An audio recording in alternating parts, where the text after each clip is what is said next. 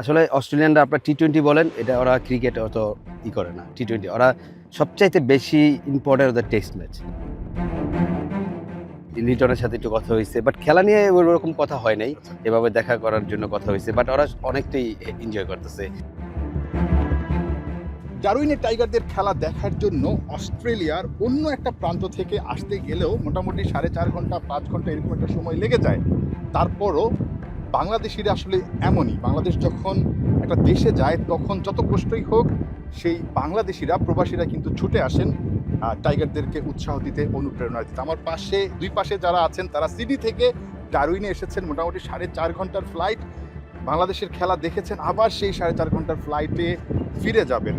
খরচের কথা বাদই দিলাম, এই যে সময়টা নেওয়া, সবাই তো আসলে এখানে অনেক ব্যস্ত, এটাও কিন্তু আসলে অনেক কষ্টের ব্যাপার। আমার ডান পাশে যিনি আছেন তিনি কিন্তু আবার ক্রিকেটেরই মানুষ। একটা সময় প্রিমিয়ার ডিভিশন ক্রিকেট লিগে খেলেছেন, আবাহনীর হয়ে খেলেছেন, প্রাইম ব্যাংকের হয়ে খেলেছেন, আর কোন ক্লাব? চিটাগাং। চিটাগাংয়ে ফার্স্ট ডিভিশন খেলেছেন, Chittagong national league. National league খেলেছেন।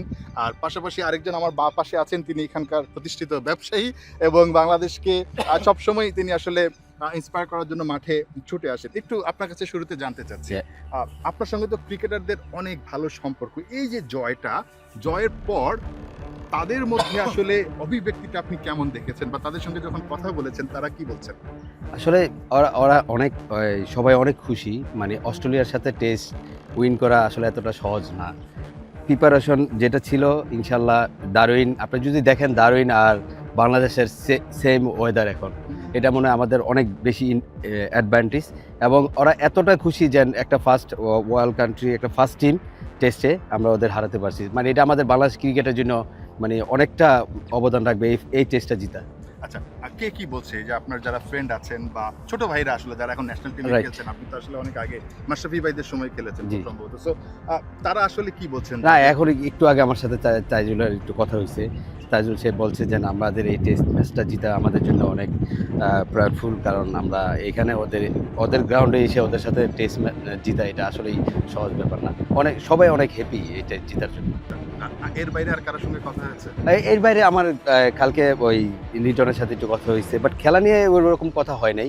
এভাবে দেখা করার জন্য কথা হয়েছে। বাট ওরা অনেকটাই এনজয় করতেছে এই টেস্টটা জিতার পরে। আচ্ছা, আপনার কাছে কি মনে হচ্ছে বাংলাদেশ এই যে ডারউইনে জিতলো, এখন কি আসলে ম্যাকাইতে বাংলাদেশের জেতা কতটুকু সম্ভব? ম্যাকাইতে তো আসলে এখন পর্যন্ত দুই দলের কেউই খেলেনি, ইনফ্যাক্ট ওখানে আসলে খেলাই হয়নি। সো মোটামুটি তো আইডিয়া আছে অস্ট্রেলিয়ার কন্ডিশন সম্পর্কে, কি মনে হচ্ছে বাংলাদেশ কেমন করতে পারে?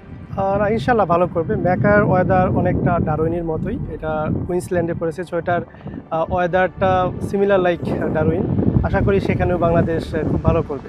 আচ্ছা, আপনার কাছে কেমন লাগছে যে বাংলাদেশি এই যে এত দূর থেকে এসেছেন, সময় নষ্ট এই কারণে বলছি, মানে অনেক অর্থে অনেকে তাই মনে করে যে সময় নষ্ট করব, তারপর পয়সা নষ্ট করব, বাংলাদেশে খেলা দেখতে যাব, 3.5 দিনে 2 দিনে খেলা শেষ হয়ে যাবে।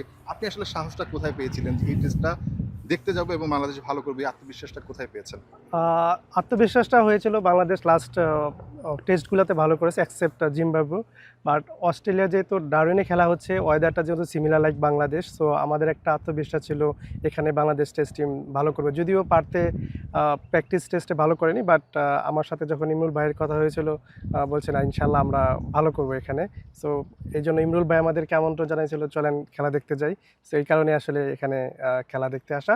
আর আমি মনে করি না খেলা দেখতে আসাটা সার্থক হয়েছে, পয়সা উসুল। আচ্ছা, অস্ট্রেলিয়ানরা কি বলছেন? এখানে তো অস্ট্রেলিয়ানদের সঙ্গে নিশ্চয়ই দেখা হয়েছে। আসলে আমি এখানে ক্রিকেটও একটা টিমের সাথে জড়িত। আমি ফার্স্ট গ্রেড একটা ক্রিকেট খেলি, শাহের ফার্স্ট গ্রেড। ওরা আগে জানতো না বাংলাদেশ একটা টিম, এত ভালো ক্রিকেট টিম আছে। আসলে অস্ট্রেলিয়ানরা আপনার টি-20 বলেন, এটা ওরা ক্রিকেট অত করে না। টি-20 ওরা সবচাইতে বেশি ইম্পর্টেন্ট ওদের টেস্ট ম্যাচ। ওই টেস্টে আমরা ধাক্কা দিলাম। রাইট, এই টেস্টে আমরা ধাক্কা দিচ্ছি। এই জন্য এখন আমার ক্লাব থেকেও সবাই আমাকে কনগ্রেচুলেশন জানাচ্ছে। এখন আমি ওদিকে সবার কাছে প্রাউড ফিল করতে পারবো যে অস্ট্রেলিয়া আমরা হারাইছি।